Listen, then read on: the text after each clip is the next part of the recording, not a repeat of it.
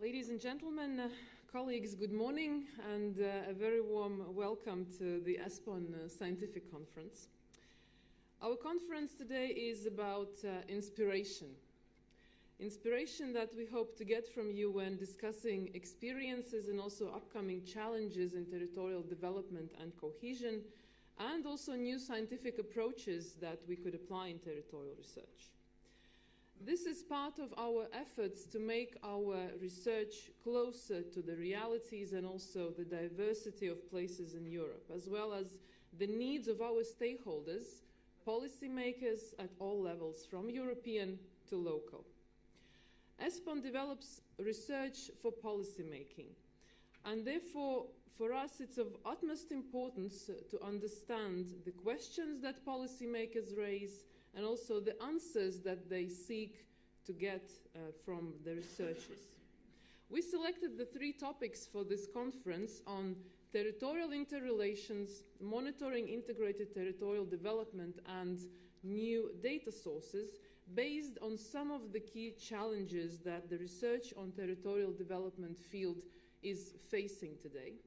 And those are very closely related to the current territorial development patterns. So let me dwell for a moment on some of those challenges in territorial development that require a new type of policy approach and therefore also needs a new type of territorial evidence. The speed of change in Europe in economic and social terms is accelerating. The economic geography in Europe is changing, accompanied by an increasing fragmentation of society and territories that implies growing costs for all and the real threat to integration. And this fragmentation is, of course, in part the result of the current economic and social developments in Europe. According to a baseline scenario developed by ESPON, disparities among European regions in GDP terms per capita are expected to increase over the next decades. This is a projection until 2035. And even if we see a positive development trend and a development pattern of reducing disparities among countries, and development trends risk to further accelerate regional disparities and increase intra- and inter-regional inequalities. And this is a very worrying trend. At the same time, places and economies become increasingly interconnected. Social and economic developments in one place nowadays have major impacts on the development perspectives in other places. So administrative borders become less important, and functional areas of different sizes and characters shape territorial development in Europe. And these range from functional urban areas, cross-border regions, transnational regions, macro regions, to global integration zones. Links between places and the need to develop territories regarding their functional interdependencies implies that a single administrative territory, be it a municipality, a region, or a country, nowadays cannot disregard other places in policy development.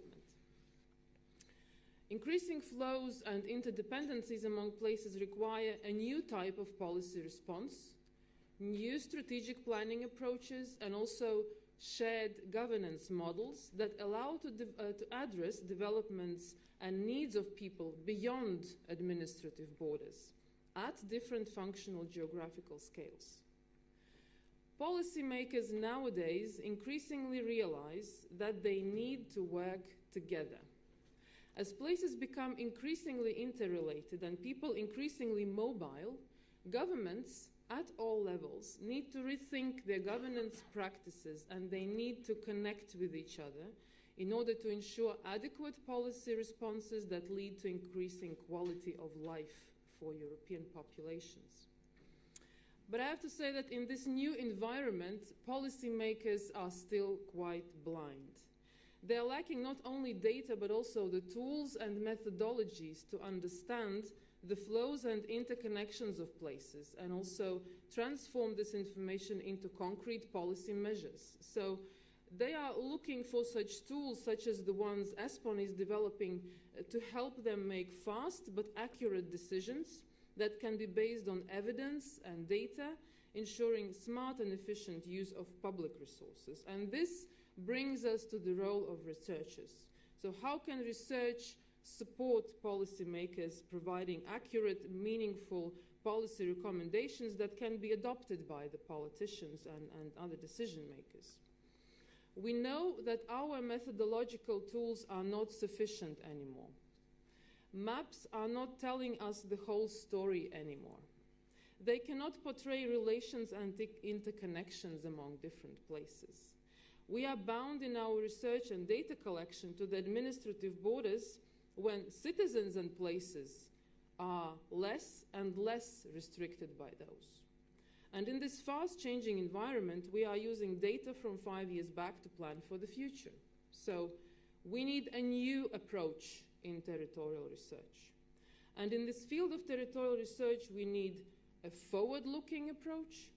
We need an integrated approach gathering expertise from different sectors and fields. And we need a place-based approach that allows us to capture the realities of different places and also their interrelations at a very nuclear level. In ESPON, we are supporting the transition towards a new quality territorial research, but we also recognize that we are not alone out there in the field of territorial research. Therefore, we are developing closer working relationships with our partners in the European Commission, in Eurostat, and also with OECD, and I'm therefore also very happy that our colleague from DG Regio, Mrs. Wallis-Goerland van de Pock, the head of unit of the Competence Center for Inclusive Growth, Urban and Territorial Development, I have to say the godmother of ESPON in DG Regio, has found an opportunity also to join us today. A very warm welcome to you. And we believe that it's really very important for us to pool resources together and to profit from the complementarities and avoid costly overlapping also in the field of territorial research. To sum up, if places are interconnected, it means that policymakers need to work together, scientists need to work together, institutions need to work together to ensure that the needs of citizens are satisfied. And nowadays, it's all about partnerships, it's all about multi-level governance, it's all about cooperation. But all of this requires time, ownership, and leadership.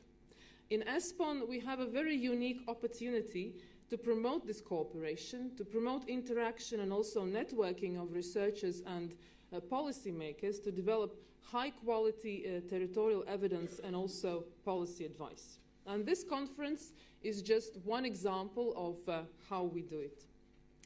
Let me thank you all for participating and submitting your work to be presented today. We received 37 abstracts of excellent quality, and the choice for us was really a difficult task. Many of you have worked for ESPON before and are cooperating with us currently, but we are also happy to receive many applications, almost half of them I have to say, and registrations also from people that have not cooperated with ESPON before. And we are continuously striving to increase our pool of researchers that we are working this, and I would like to encourage all of you who have become acquainted with ESPON and interested in cooperating with us to encourage you to apply for our upcoming calls for tenders that we announce in order to set up new contracts for implementing our research activities. Finally, I would like to thank also our two distinguished keynote speakers, Andy Pike and Daniel Florea, for joining us today. I'm sure they will give us a very stimulating boost to our today's debate, focusing on continuity and change in territorial development and policy, and also more specifically on data challenges and opportunities, particularly from a local decision maker's perspective. So I wish us all an inspiring day together. Enjoy. Thank you.